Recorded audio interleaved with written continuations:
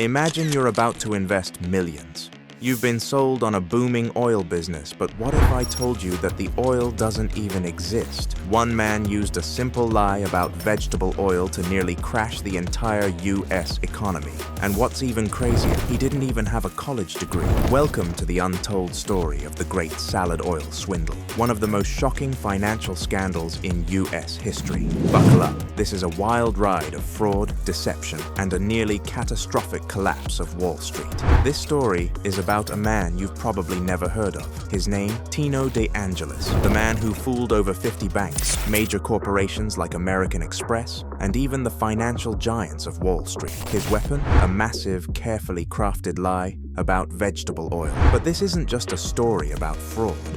It's about a man who gambled with billions of dollars, played with people's trust, and almost triggered a global financial disaster, all with a little bit of oil and a whole lot of deception. Chapter 1. The man behind the lie. Let's start with who Tino De Angelis really was. Born in the Bronx, New York, Tino didn't have the privilege of fancy degrees or Wall Street connections. In fact, he didn't even finish college, but that didn't stop him from dreaming big. Tino's first business was a simple one, selling cheap meat to schools. Not glamorous, but he made it work. But it wasn't long before he realized that selling cheap meat to schools wasn't going to make him rich. He wanted more. In the early 1960s, Tino decided to move into commodities trading, and that's where he saw his big opportunity. Chapter 2. The birth of Allied Crude Vegetable Oil. In 1961, Tino founded Allied Crude Vegetable Oil, a company that on paper sounded like a gold mine. He promised investors huge returns on vegetable oil, a product used in everything from cooking to soap and even fuel. But there was a catch. De Angelis claimed he had millions of gallons of soybean oil stored in giant tanks. The only problem? The tanks were empty. So how did he pull it off? He tricked everyone by filling the tanks with water and putting just a thin layer of oil on top. It looked convincing, and the banks fell for it. But that wasn't all. He also forged shipping documents, inventory lists, and audit reports, painting a picture of an incredibly successful company. Chapter 3. The Snowball Effect. $180 million in debt. By 1962, Tino had borrowed over $180 million.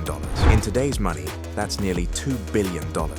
And the scariest part? No one suspected a thing. Banks lined up to lend him money, investors trusted his word, and De Angelis lived like a king. But this empire, built on water and a lie. Tino's ability to manipulate paperwork and charm investors was unmatched.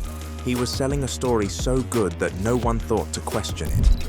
But the deeper he dug himself into debt, the more precarious the situation became. Chapter 4. The ship that sank it. All then, in 1962, one shipment was delayed.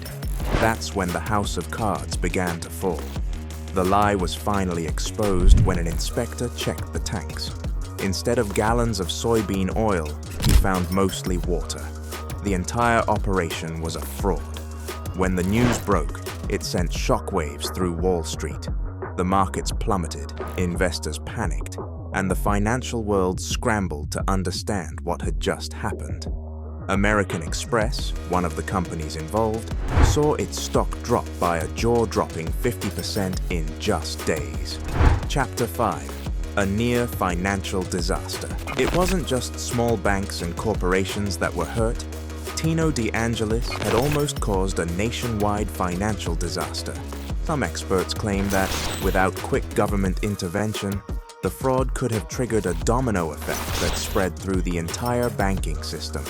This could have caused a global economic collapse, decades before Enron or Lehman Brothers. Chapter 6. Arrest and fallout. Tino was arrested and sentenced to 20 years in prison. He served only 7 years before being released, but the damage was done.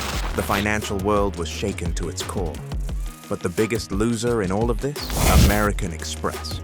They lost millions of dollars in the scam, but they didn't let it defeat them. Instead of folding, American Express completely reinvented itself. Chapter 7. How the salad oil scandal changed American Express forever. After the scandal, American Express shifted its focus to a new business model, credit cards. This pivot, born from the disaster of the salad oil scandal, ultimately made American Express one of the world's most powerful financial brands. Chapter 8. What can we learn from this? So, what can we take away from the great salad oil scandal? Even the biggest players can be deceived. Charisma and fake paperwork can be deadly. Due diligence is absolutely essential. But perhaps the biggest lesson is this: fraud doesn't always look like a villain. Sometimes it wears a smile and offers you vegetable oil. This story is a powerful reminder of how even the most trusted financial institutions can be tricked. A simple lie about vegetable oil almost caused an economic collapse. But in the end, the story doesn't just belong to Tino De Angelis. It's about the lessons we can all learn from his downfall. If you found this story fascinating, be sure to like, subscribe, and hit that notification bell so you never miss another deep dive into history's biggest scams and financial mysteries. And in the comments, let us know. Have you heard about the great salad oil scandal before? What's the biggest scam you've ever learned about? If you want to learn about how a flower market nearly caused a global crash, check out our video on the Dutch tulip mania.